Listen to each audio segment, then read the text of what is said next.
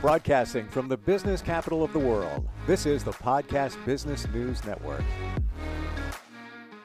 Welcome back, everybody. We're going to talk about something today that I never knew really existed in the world of interior design. But this is because she's got her finger on the pulse of all of that. And we're talking about designing for aging people. That's essentially that's how I'm going to that's how I'm going to phrase it. But as we get older, planning for the future, what you might need, whether you're going to remodel or start new, there's some things that we need to consider. And she is the woman behind Marcia Moore Design, and she's back with us. Marcia, welcome. How are you? I'm doing great. Thanks. So this is essentially planning for the future as we age in terms of the design of our living spaces, right? That's correct. As we all get older, our eyes don't work as well. Our legs don't work as well. We have aches and pains. We have special needs. You might need a walker. You might get to the point where you need a wheelchair. There's all kinds of issues that you don't ever think about when you're younger that can become an issue as you get older. Stairs, I'm a boomer. I'm getting to that point where I'm thinking about those things myself. So I've done this for other clients, but now I'm in the midst of doing it for myself too. I recently bought a home that is one level living, so that I'm still totally capable of doing stairs, but sooner or later that could be an issue. So I now have a home that everything is on one level, including laundry, and it's only one step up from the garage into the house. So I'm pretty much, if I couldn't do stairs, I'm good. So that to me is one of the first things that happen to people when your knees start to go and you realize that stairs are hard. So it's not an easy fix, but it is a fix to buy a house that doesn't have any stairs. Oh, so, I get it. And, you're bringing back memories. This is how my mind works. You say something and then my brain gets massaged. So the last house I was in, which I sold 2 years ago, when I first moved in 2014, upstairs bathroom had the laundry, the washer and dryer in the bathroom. And I'm thinking, but and because that couple was older and a little bit larger, she just didn't want to go into the basement, which was 3 floors down. It was a high ranch. So I'm like, well, that's going to be the kids' bathroom. All right, let's move those down back where they were. So I go to do that and come to learn that they built the door frame after they were in there. I had to take the door jambs off and everything to move that stuff back down to the basement. I'm like, oh, wow, collateral damage. But, to your point, they put it up there for a reason and it served them, not for me so much. But those are part of the considerations. And I got to tell you, I was younger than they are, a little more agile. I was a pain in the butt going down into the 3 flights down. Yeah, it is. Carrying, baskets of laundry. Yeah. So what are some of the other considerations that we may have? So there's really two sides to this. One is, if you're getting a new home, what do you need? What do you want to put into it? How do you want to create a new home so that it will function for you? And the other is, if you have an existing home and you need to remodel it in order to stay where you are. So let's talk about the remodel first, because a lot of that translates into the new home also. One of the things that we never have in existing homes are doorways that are wide enough to accommodate a wheelchair, and even a walker. So my house is a mid-century modern ranch built in the 70s. It has a narrow hallway where all the bedrooms are. So that is, if I got to the point where I needed more room, I would have to tear out an entire wall and push it back about 6 inches in order to be able to get a wheelchair into my bedroom. So that's one of the things that is a consideration. Lighting is a huge consideration. Our eyes don't work as well. One of the things that becomes a concern as you age, your eyes don't recognize the difference, the minor difference in colors. Let's say you have beige cabinets and a beige floor in your kitchen, and Hmm. there's not a lot of difference, and there's a step up to get to the kitchen from your living room. If you put a light on that step, then it's more easy, or it's easier for your eyes to be able to see that step so that you don't trip. Or if you put under cabinet lighting, not under your upper cabinets, but under your base cabinets, like your island has under cabinet lighting underneath it, then it's easy for you to see that floor so that you aren't running into things or tripping. So lighting is huge. As we get older, the more we need brighter lights, we need more of them. We need the different kinds of light, task lighting, ambient Mm. lighting. You need all of that. It's huge for older people. And so that's one. Another consideration that's an easy fix is area rugs. When you start to shuffle, you can't, your legs aren't working as well and you're shuffling. It's very easy to trip on area rugs. So taking up area rugs and have nothing but either hardwoods or tile floors or something rather than carpet is much easier for your for tripping. There's no tripping hazard there. I'm right there with you on the lighting thing because where I am now, my favorite room is my bedroom. And I believe it's because there's so much light. It is Hmm. just open, bright, and airy. And I'm like, I'm loving it. Living room, not so much. It's got light, but there aren't a lot of windows and glass sliding door, and it's okay. But I don't feel the same thing. And I don't think it's just because of the vibration. I think it's also there's not the same amount of light. I just don't feel that pop in there. Yeah. So yeah, I didn't think of that until you just said it.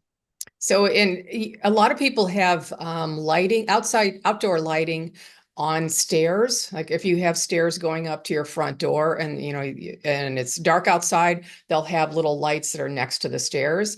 That's a good thing to put inside if you have stairs, is the lights that are next to the to each step so that you can see those steps better. Even if you have an overhead light on, the steps might be in shadow and your eyes don't Mm. work as well. So having lighting on your steps is a huge thing. Ooh, and now that brings me to even in my I don't have a lot of lighting on my stairs. Um, and I find myself very carefully walking down those stairs. Mm-hmm. And I had my daughter's friend was over, and he is probably 16.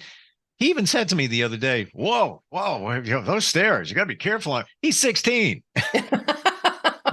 So I carefully navigate them. Not that it's any different from any other stairs, but I Right. believe because of the lighting, The lighting, uh, yeah. yeah, and just the configuration, and there's a lot of stairs from the up to the Mm-hmm. down. You just got to, you got to be careful. And an easy thing to do to help with stairs is add a railing on both sides. By code, you have to have a railing on one side, but if you put a railing on both sides, then you can have two hands to help you down the stairs, as opposed to just one hand. So that's a huge help and an easy fix.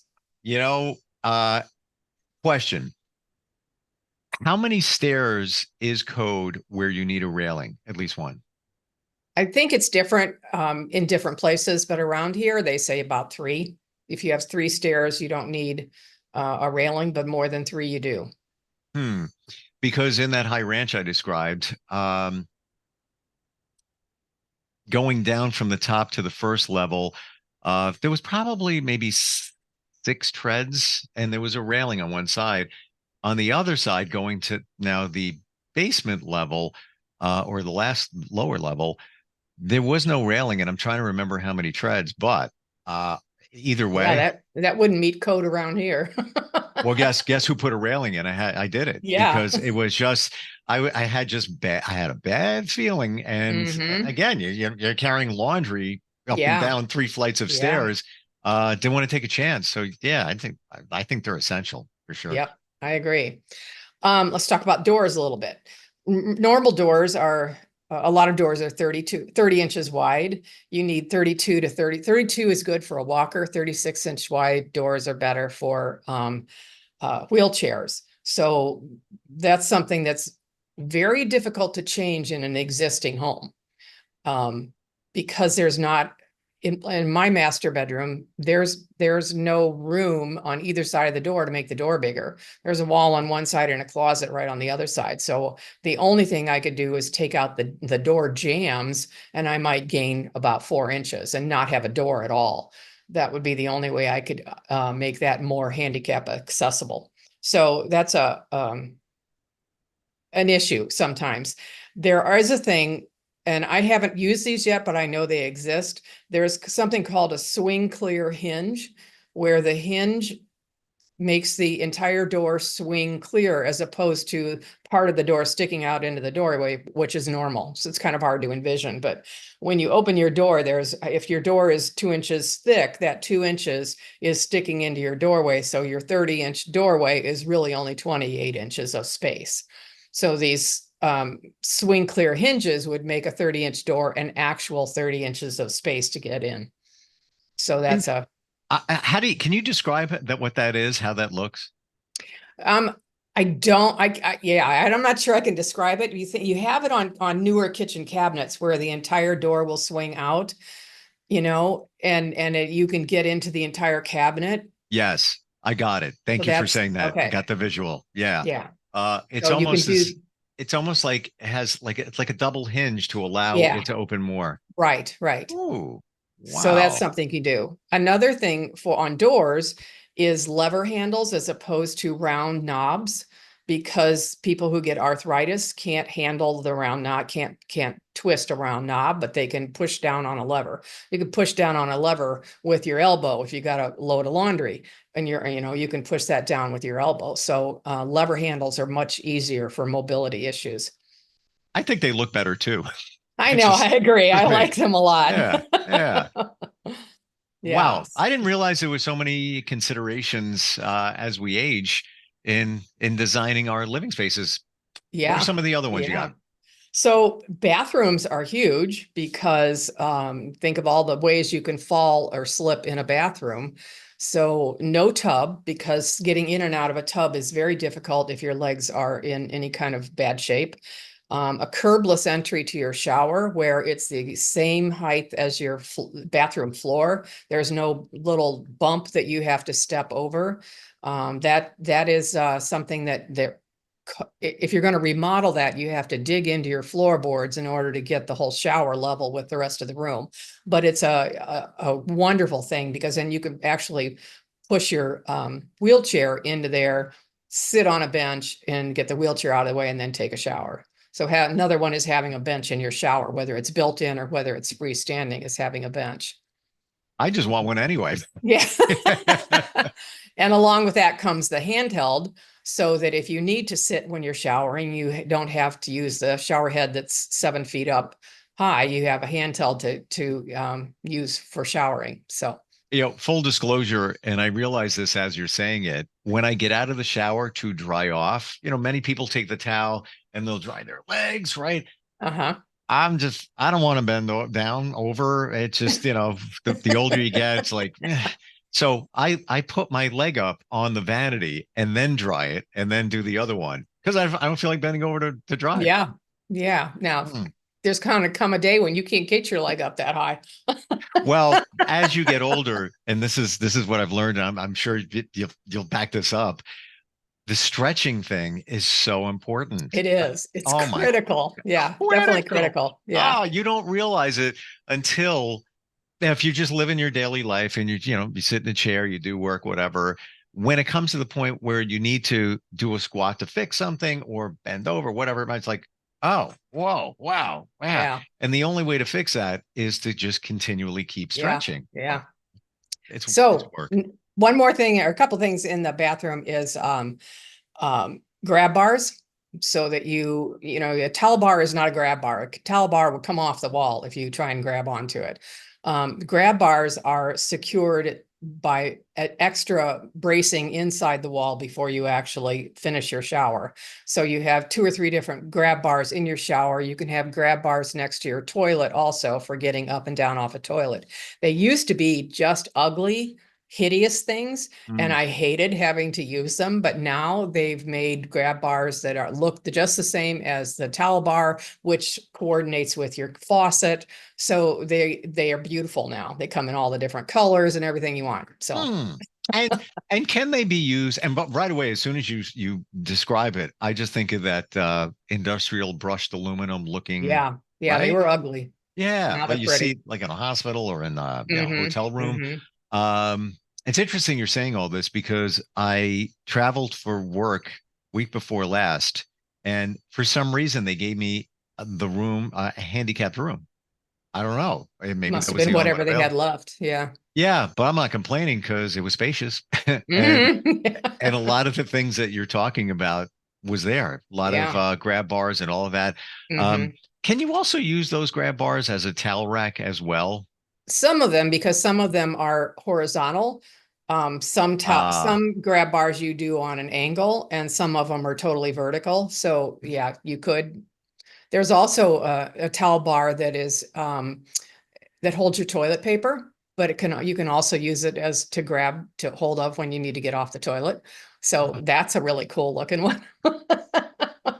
never even thought of that. Yeah, Wow, this I never things did either till I saw that. I'm like, that's really cool. I like things you that. learn here. Yeah, yeah. Any other thoughts? Some oh, bedroom. This is an interesting thing that I never thought about till my mother got older. She's much shorter than me. We had to take the box spring off of her bed and just have it as a mattress because she couldn't push yourself up into the bed. But then if you're really tall, you need to have a high mattress because you can't pull yourself up from a low mattress, like getting up off of a low sofa that's really cushy and you can't get out of the sofa. The same with a bed. So depending on your height and your mobility issues, you either need a low mattress or a high one. So it's Hmm. all kinds of things that you never even think about. Well, I know in later years I'll be changing beds because mine is so high, and a friend of mine calls it the man bed because it's like huge and high, and Hmm. I don't know, it's got a huge platform. It just I did testimonials on the radio, and that's kind of I sort of paid for it. But yeah, to your point, I don't know how somebody would be able to get out of that if you're older and had Yeah, mobility issues.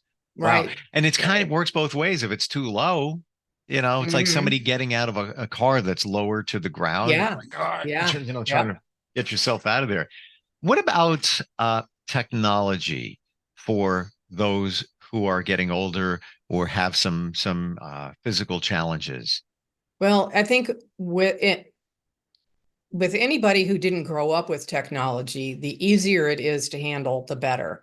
Sure. Here's a good example. It's not really technology. If you have light switches, and sometimes you'll have 4 light switches in a row, and sometimes based on big open floor plans, you could have 8 or 10 in a row, and that gets really confusing for somebody if you don't have them labeled. So you need to label all those things so they know which switch goes with which light, and dimmers the little tiny bar on the side that Yeah, you use for a dimmer, that's really hard for people to older people to get their fingers to work that way. So a sure. certain kind of dimmer would work. But technology it's handy if the person is into technology and understands it and is willing to learn it, which is kind of a crapshoot with older people. Some are into it, some aren't. Don't force it on somebody, because my mother could barely use a phone that wasn't the punch the buttons. And I got Yep. her a phone where you have to punch in the buttons before you hit send, as opposed to, or hitting send or picking it up and then anyway. Yep. I I gotcha. can't even explain it, but it was so confusing for her. Oh, But she had to have a phone so as for us to get a hold of her. So and at my friend's house in her living room, there's what you just described, uh, 4 different switches. 2 of them are dimmers. I can never figure out what controls what. And I'm mhm. geeky and I'm like, "Ah." Yeah. I start hitting everything. It's annoying. It really is. If it was labeled, that would be kind of a game changer. And some of them address 2 hi-hats over here, then there's 4 over here. And it just gets all like confusing. I think it's also in attractiveness in the labeling, how you do it. That's another part that comes into play, I feel. Yes. And one of the technologies that a lot of people want, whether they're into technology or not, is security systems. Yes. When you get older, because you're not capable of helping yourself out when somebody gets into the house. So thankfully, there's a lot of new technologies for that are easy to use and yeah. But that's a big one. And simple. Needs to be simple. I think, especially security systems, it's got to be very intuitive and just punch in the code, arm, and punch it in and disarm, and that's it. I worked with some clients who were extremely wealthy, had a huge house. He was the typical absent-minded professor kind of personality. He was so brilliant, but day-to-day life kind of he didn't understand it. So they had a security system, and every time he tried to use it, he would either set it off or not, or it wouldn't set, or it was just so confusing to him that he quit using it. And we were doing all kinds of remodeling on his home. And while we were there, they got broken into. Thankfully, it had nothing to do with any of us who were working there, but somebody knew that they weren't using their security system, and they broke into the house because he didn't have it on. So. And good thing that they were affluent, because if he kept setting it off, I don't know about your municipality, but the police charge. They quit. Yeah, they quit. Yeah, they charge you or they quit coming. And then there's that. I gotta be honest. I never thought we'd be filling a full podcast in talking about this, aging design, but certainly did and could keep going. We're out of time. Marcia, how do we find you? MarciaMooreDesign.com is my website. You can get on there and get a hold of me by phone or an email through the website. Love to talk to you. Yeah. And today just demonstrates how deep you go and how detailed you are. And even just the things that we were talking about. Appreciate it. Thank you very much for being here today. You're welcome. All right. We're coming right back. Hang on. Are you looking for even more of the podcasts and hosts that you love? The Podcast Business News Network is proud to announce that you now have even more ways to listen live. Check out the MyTuner Radio, online radio box, and Simple Radio apps on iOS and Android, or find us online. Search for Business News Network on mytuner-radio.com, or search Podcast Business News Network on streama.com and onlineradiobox.com/US. Take your podcast on the go and don't miss a minute of the action.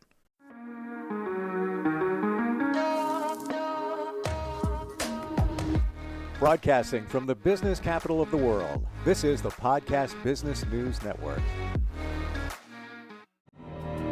For nearly 2,000 severely injured veterans, everyday life has become filled with barriers.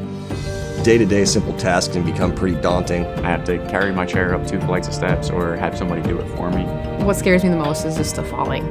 When I'm struggling with my house, I think, to have that one great barrier just knocked down, it's crucial. Home for Our Troops is a wonderful nonprofit that builds a mortgage-free, fully adaptive, handicap-accessible house. And there's no catch. It'll be our very first home that we've ever owned. This is a game changer. This is where your life begins again. We need you to join us in completing this important mission. Please visit hfotusa.org and help build homes and rebuild lives. Because of you, everything's going to be okay.